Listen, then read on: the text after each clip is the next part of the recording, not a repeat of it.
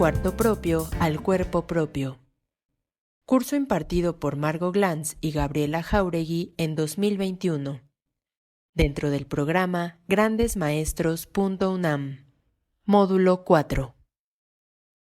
Es un gusto iniciar esta cuarta sesión con el análisis de una obra que va apareada, si se puede llamar así, a un cuarto propio, que es el Orlando. Una obra que ha tenido una gran importancia a lo largo de casi 100 años, que fue escrita, publicada en 1928, y que ahora tiene una relevancia muy particular por la gran importancia que tiene los movimientos feministas y transfeministas y transexuales, en donde el problema del género ha sido trabajado de una manera muy especial, en el que la percepción de Virginia Woolf es todavía muy, muy importante. También vamos a hablar de Las Malas, de Camila Sosa Villada, un libro que le interesa especialmente a Gabriela y que corre paralelo en algún sentido con el Orlando de Virginia Woolf. Ambos libros fueron producidos por la rabia que Virginia Woolf sintió cuando su amante Vita Sackville West la traiciona por otra mujer. Entonces escribe justamente el Orlando como una especie de acto de venganza y al mismo tiempo de obra de arte para contar su historia amorosa con Victor Sally West y trabajar el tema de la posible androginia o la posible multiplicidad de los sexos en una sola persona. Camila Savillada obviamente escribe con la rabia violentísima que tiene de ser una mujer excluida en todos los sentidos, porque es un hombre que decidió ser travesti y que además pertenece a una clase social muy baja, muy distinta de la de Virginia Woolf. Es decir, que ambos libros tienen relación por este problema de la transexualidad o de la androginia, ya no en Camila Sosa, pero ese planteamiento muy viejo de la androginia que retoma Virginia Woolf, y por la rabia que ambas tienen frente a una situación tanto personal como social. Y le dejo ahora la palabra a mi querida Gaby, que tiene muchas cosas que decirnos al respecto. Hola Margo, muchísimas gracias. Me encanta que terminemos justamente, como dices, con textos rabiosos, furiosos, incendiarios y llenos también de la maravilla del lenguaje como deseo. Porque creo que ambas dos, que después, como bien dices, toman sus distintos caminos las novelas, pero ambas dos comienzan y terminan con el deseo. El deseo como algo que, claro, que genera dolor, rabia, posibilidad, transformación, alegría, festejo. También hay algo ahí muy vital, muy de la fiesta en ambos libros, también cada uno en su estilo, pero que quizás no hubiera un anotado si no los hubiéramos como puesto juntas a ambas dos autoras. Creo que eso, el poder del lenguaje y del deseo en la literatura, como algo que casi separa 100 años un libro del otro y sin embargo es completamente vital y vigente en ambas obras.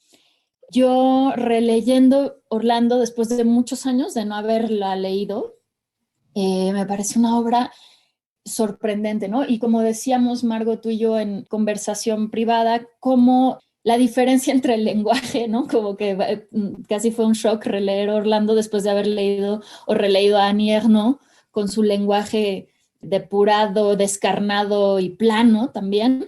Y en cambio la riqueza de la textura y de pronto casi del exceso barroco y sensual del Orlando de Virginia Woolf es muy interesante, porque hay muchos puntos de entrada a estas obras, pero tú mencionaste, ¿no? Como Camila Sosa escribe también desde la rabia de la exclusión, y me parece que es muy interesante la idea de otredad exotismo, exclusión, inclusión y esas tensiones en Orlando, porque digamos que Orlando pareciera ser el personaje, entre comillas, insider, o sea, por excelencia, es decir, es un hombre noble, como tomado bajo el ala de la reina Elizabeth, es decir, tiene todos los privilegios de ser la definición de lo humano por excelencia. Y de pronto esa identidad, digamos, se va resquebrajando. La resquebraja por dentro la escritura misma y también por fuera un montón de situaciones, entre ellas el amor, el desamor, etcétera. A mí me parece que ambas obras están motivadas por la furia, por el enojo, por la violencia, por la rabia de muchas situaciones. En el caso de Virginia Woolf podría ser al principio por la rabia que siente de haber sido traicionada por una persona a la que ella le ha dedicado mucho amor, a pesar de que ella está casada y tiene un gran amor por su marido. Lo mismo Rita Sable West, está casada y tiene 2 hijos, cosa que no tiene Virginia. Está casada con un diplomático que también tiene una doble sexualidad porque es homosexual, tiene relaciones homosexuales, como tiene Vita relaciones homosexuales o más bien lesbianas, ¿no?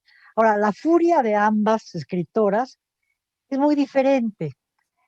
La furia de Virginia Woolf se trata de apartar de la escritura. Virginia Woolf lo dice muy claramente en el cuarto propio. Dice que la furia no permite una obra de arte, que hay que haber tenido la furia para iniciarla, pero que hay que desembarazarse de la furia para que la furia funcione, para que el libro se limpie de excrescencias furibundas. Y lo que hace ella es trabajar un lenguaje de una perfección, es como una joya, es como si fuera un orfebre, es una novela de orfebrería, es verdaderamente suntuoso el lenguaje, como son suntuosos los objetos que rodean a Orlando, las cortinas de terciopelo, de brocado, los sillones riquísimos, los pisos de mármoles, las suntuosas telas, la platería, los anillos de diamantes, de esmeraldas, la ropa que usa Orlando cuando es hombre, las sábanas maravillosas, suntuosas en las que duerme, el tipo de colchas que se le rodea, la cantidad enorme de criados que los atienden, las 353 habitaciones del palacio, las 54 escaleras las galerías inmensas, los retratos de los antepasados, en fin, todo ese ambiente que rodea a Orlando se traslada a la escritura. Es una escritura de una riqueza excesiva a veces, ¿no? Pero muy bien dosificada, porque es de una genialidad la escritura de Virginia Woolf, que es impresionante. Al mismo tiempo, está dosificada por un sentido muy, muy profundo del humor, muy fino del humor. En cambio, aunque también hay ese sentido del humor mucho más acre, mucho más descarnado en Camila Sosa, la rabia es absolutamente explícita. Es una novela en donde la rabia está de acuerdo con una situación social profundamente desprotegida y desprovista. Es decir, el mundo donde habitan las travestis es un mundo absolutamente violento, a la intemperie, con poca protección, con excepción de la Casa de la Encarna, en fin, todo ese tipo de cosas que hacen que las prostitutas sean vulnerables y más las prostitutas que han elegido ser travestis, que mantienen la sexualidad porque mantienen el cuerpo masculino, porque mantienen su virilidad en el pene, pero que no quieren ser hombres, quieren ser mujeres, y sin embargo su cuerpo es atracción porque las toman como mujeres, pero al mismo tiempo son hombres. Entonces, este juego así muy impresionante que hay con la transexualidad y con la prostitución travesti.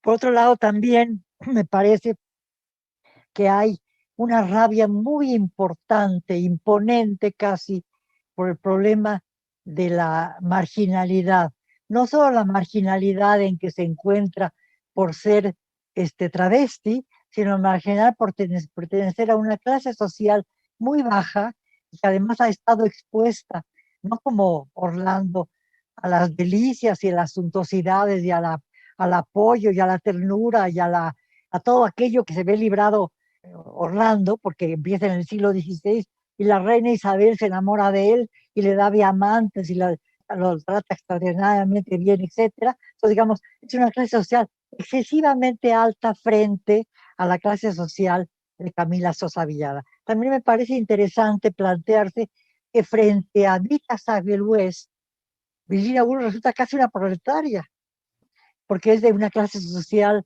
alta, aristocrática inglesa, pero tiene una casa normal, con varias habitaciones, con una sirvienta, mientras que Orlando, Vita Sackville West tiene 350 habitaciones, 40 escaleras, 50 escaleras, ropas lujosísimas, coches, etcétera, viajes suntuosísimos, ropa maravillosa, etcétera, etcétera. Y Virginia Woolf tiene que trabajar un poco como obrera. Trabaja con su marido en el linotipo, montan pieza por pieza de cada libro que hacen. En ese sentido es impresionantísimo porque es muy diferente a Vita Sackville West y al mismo tiempo excesivamente diferente por su clase social y por su alcurnia y por el ambiente que la rodea y por su intelectualidad a Camila Sosa Villada. No sé qué piensas. El tema de clases es fuertísimo en los dos libros y por de dónde vienen las dos, evidentemente ambas autoras, pero sin embargo incluso dentro, como bien dices, de Orlando, hay un contraste y una fricción perpetua entre las clases sociales. Es decir, Orlando pertenece a esa clase altísima, donde todo es suntuosísimo y perfecto, digamos, y sin embargo, dos cosas. Uno, el sentido del humor del narrador biógrafo, que además se presenta como un biógrafo en masculino, por cierto, es como que hay una especie de lo que en inglés llaman tongue in cheek, que es la lengua en el cachete, es decir, como un poco de ironía y de como sentido del humor en cómo se presenta también por momentos esa suntuosidad y esa realeza. De pronto se burla un poco, siento yo, el biógrafo, la voz narradora, digamos, de este Orlando tan, pero tan noble y tan, pero tan naif, de cierta forma, que además de pronto rehuye entonces de sus espacios de privilegio y se esconde entre las prostitutas o entre los poetas borrachos en las cheapside, es decir, el barrio popular de Londres, con los marineros, etcétera, y luego de pronto también es como demasiada dosis de realidad un poco, y entonces regresa corriendo otra vez a su palacio. El biógrafo que escribe esta biografía de Orlando, como que se burla un poco de ese personaje que puede hacer esas cosas, ir y venir con tanta fluidez y que a la vez pareciera que le toman cientos de años entender y poder como procesar, digamos, las lecciones de vida, del amor y de estas diferencias que al principio como que son todas como un encanto romántico de un joven poeta adolescente.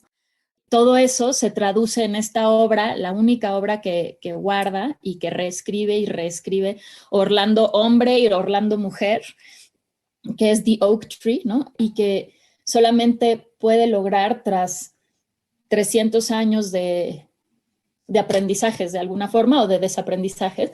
Es bastante curioso ese sentido del humor en relación a esa clase social tan omnipotente, ¿no? De cierta forma es la clase social en Inglaterra y se presenta con toda esa delicia y riqueza y suntuosidad y al mismo tiempo, y que son muy maravillosas esas descripciones y divertidas de Virginia Woolf, y al mismo tiempo hay un poco de sorna ahí también, ¿no? Como que se burla un poco de la naivete y de la voluntad un poco de conquistarlo todo sin entender nada, en fin, como que hay muchos guiños ahí muy interesantes y al mismo tiempo creo que ambas dos van usando el lenguaje justo como para darle giros adicionales a esa rabia, a ese sentido del humor, a veces ácido, a veces irónico, ¿no? Según cuál de los libros estamos leyendo.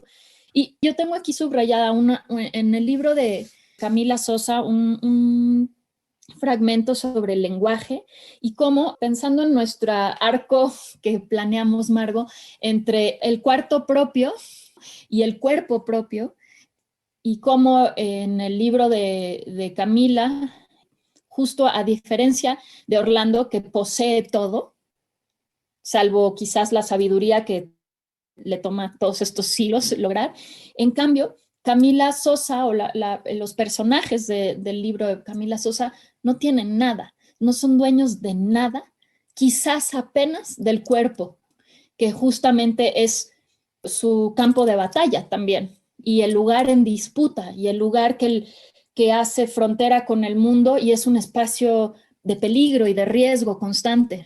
Y quizás lo único de lo que ella es dueña es del lenguaje. Y lo dice ella muy hermosamente. Y justo podemos luego hablar también del lenguaje. Tengo otras subrayadas en Orlando sobre el lenguaje.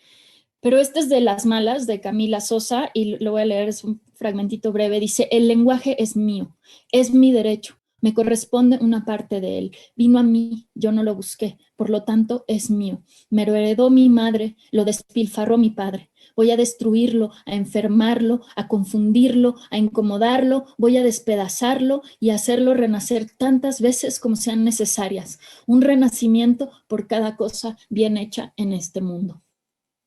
Creo que ahí hay un montón de vínculos, curiosamente, con Orlando también. Camila Sosa tiene varios fragmentos completamente maravillosos y subrayables donde justo articula y borda de formas como perlas, ¿no? Orlandescas, esta rabia, ese dolor y a la vez esa posibilidad de transformación del lenguaje a través del deseo también. Entonces esa parte me parece muy maravillosa y si quieres ahora podemos volver otra vez a Orlando. A mí me parece que Virginia Woolf trabaja curiosamente desde el título mismo del libro, y hay un elemento de sorna. La madre de Vita Sackville West, cuando lee Orlando, que por otra parte se convierte en una especie de gigoló de Virginia Woolf, porque a partir del momento en que sale Orlando, tanto ella como su marido viven del libro. El primer coche que se compran los Woolf es gracias a las ventas de Orlando.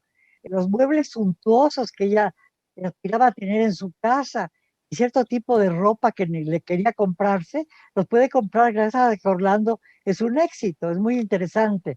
Luego, por otro lado, hay que tomar en cuenta que al decir Orlando, una biografía, Virginia Woolf está refiriéndose a un elemento muy importante de su vida, que es la vida de su padre.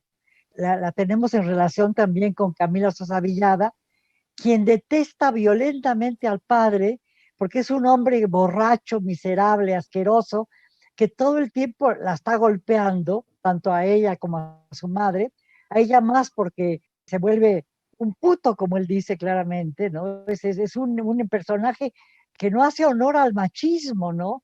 Un elemento que es tan importante en nuestro tiempo. Estamos viendo cómo el machismo se vuelve un elemento esencial para las elecciones ahora, ¿no? En México vemos cómo el carro con que Macedonio va a la línea a protestar es un carro en donde pone cuernos de toro, lo que estamos manejando la idea del hombre como toro, que es un machismo verdaderamente aberrante.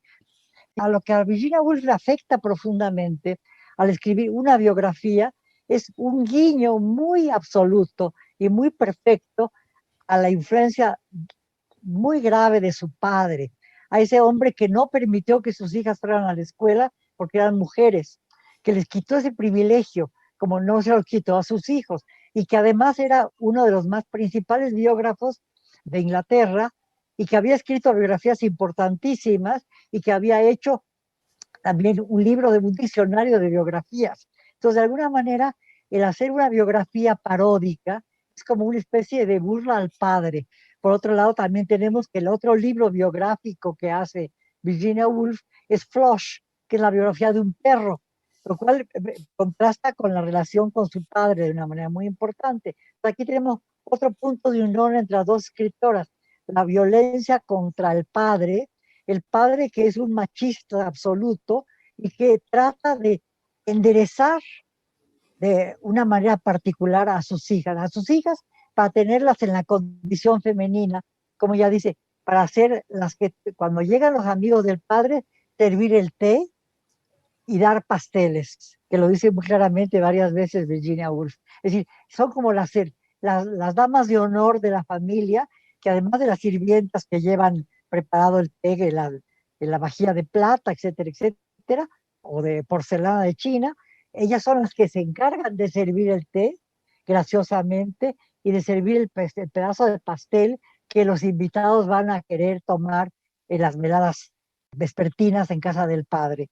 Otra cosa que es muy importante en ese sentido es la ambivalencia tanto del biógrafo que narra, como tú lo mencionas, que asume el papel masculino como biógrafo, como también una especie de guiño muy burlesco para la tradición de la biografía como un género masculino.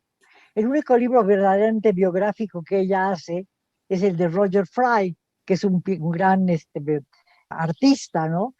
A que ella le escribe, hay un libro completo de cartas de Virginia Woolf a Roger Fry y también una biografía de Roger Fry.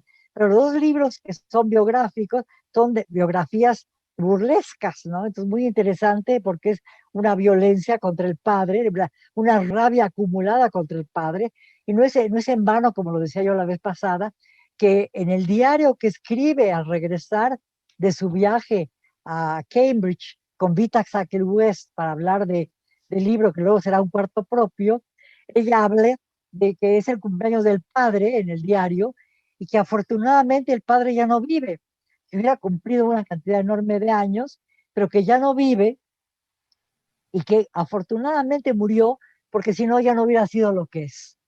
En cambio, el padre de Camila Sosa Villada de alguna manera la impele a la vida que lleva, porque es el que la precipita a ese mundo, y al mismo tiempo le permite llevar esa doble vida de estudiante vestida de varón y de prostituta vestida de mujer en las noches. Es muy interesante esta violencia, esta rabia contra la situación social que Virginia Woolf sufre por ser mujer y que la propia Vita Sackville-West, al ser aristócrata, también sufre, porque por ley las mujeres no tienen derecho a heredar. Y el castillo donde ella ha vivido, ese castillo con las 353 habitaciones, etcétera, pasará a manos de un primo de segunda, ni siquiera primo hermano, ¿no?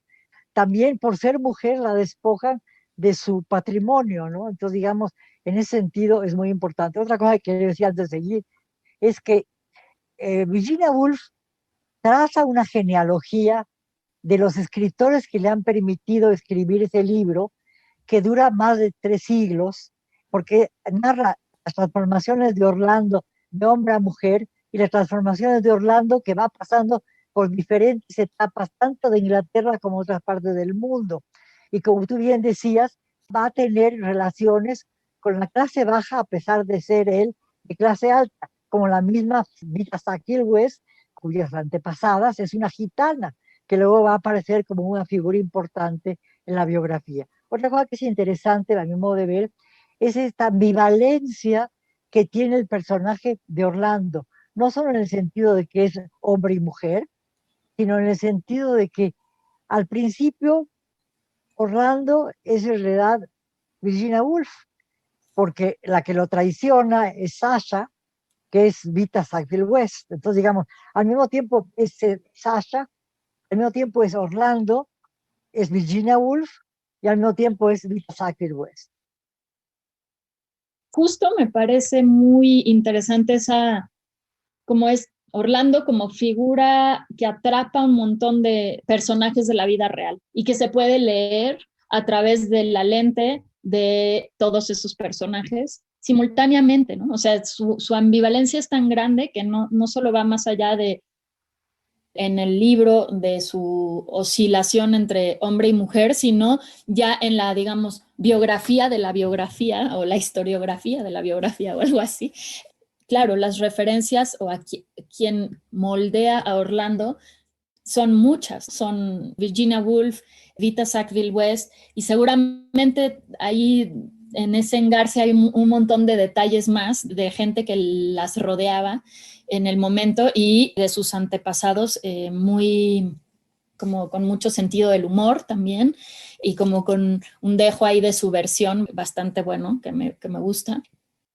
Me acordaba de el castillo que tú dices, que además es como la metáfora del tiempo, ¿no? Porque tiene 365 habitaciones, como los 365 días del año, y 52 escaleras, como las 52 semanas, ¿no? Que tiene un año. Y como a cada rato, como que Virginia Woolf entreteje detalles eso, ¿no? Que hacen muy palpable, digamos, la suntuosidad y las aventuras de Orlando y al mismo tiempo les va metiendo como pequeñas claves de lectura para llevarnos más allá de lo que está contando en concreto o en específico en tal o cual escena.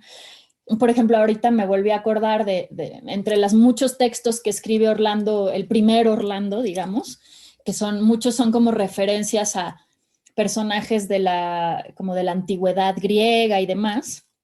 Uno en el que insiste mucho, el que permanece es ese oak tree, ¿no? El roble, supongo es en español, no recuerdo.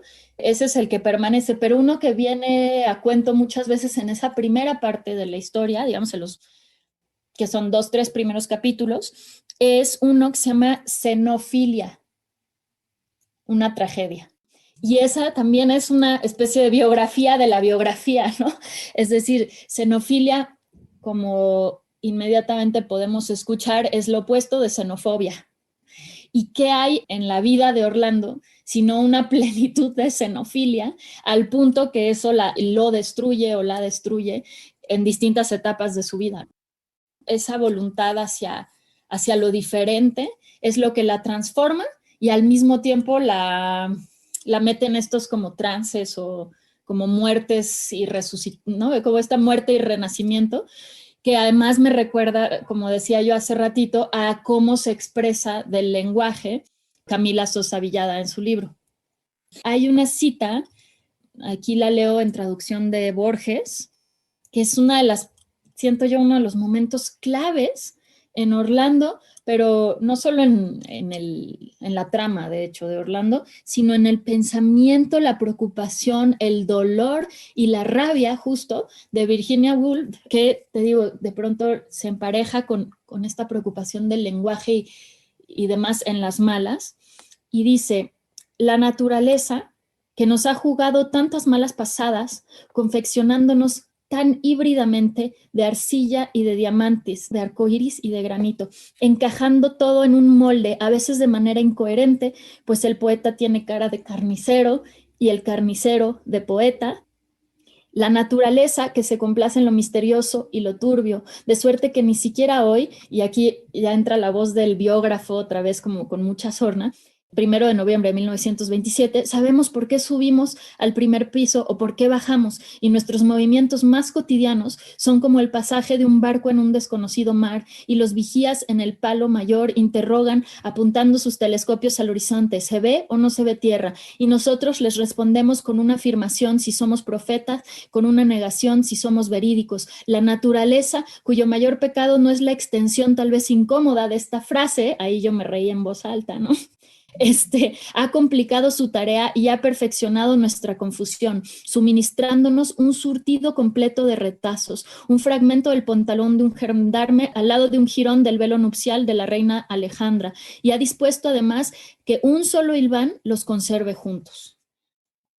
Como esos somos los humanos, como una especie de contradicción con patas, ¿no? Arcoíris y granito ahí encajados en un molde, y Orlando, vamos, ya de forma muy quizás amorosa también, además de toda esa rabia está también lleno de amor, es esa contradicción ambulante, ese ir y venir, ese hombre-mujer, ese arco iris con granito, que es además no solo este personaje, sino es Vita Sackville West y es la propia Virginia Woolf, con todas sus contradicciones de las cuales ya hemos mencionado varias, todas sus fricciones internas, su enojo de clase también, a pesar de su privilegio, en fin, su abrazar el ser mujer y a la vez estar profundamente enojada por la condición y las cosas que le obligan el ser mujer, todas las posibilidades, en fin, como que hay ahí un montón de cosas turbias que son justamente lo que articula ahí en esa frase maravillosa y larguísima, que además se burla de que está tan larga.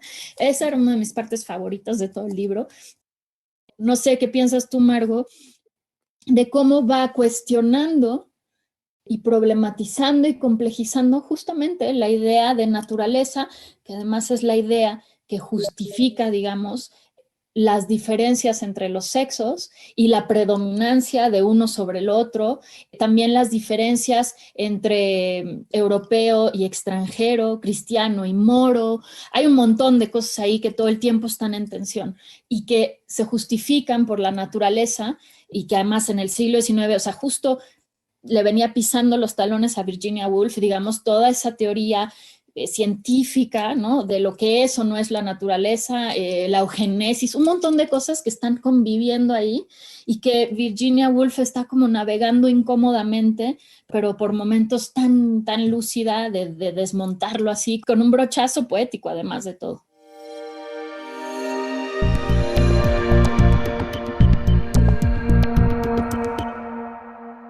De un cuarto propio al cuerpo propio. Curso impartido por Margo Glantz y Gabriela Jáuregui en 2021. Dentro del programa grandesmaestros.unam.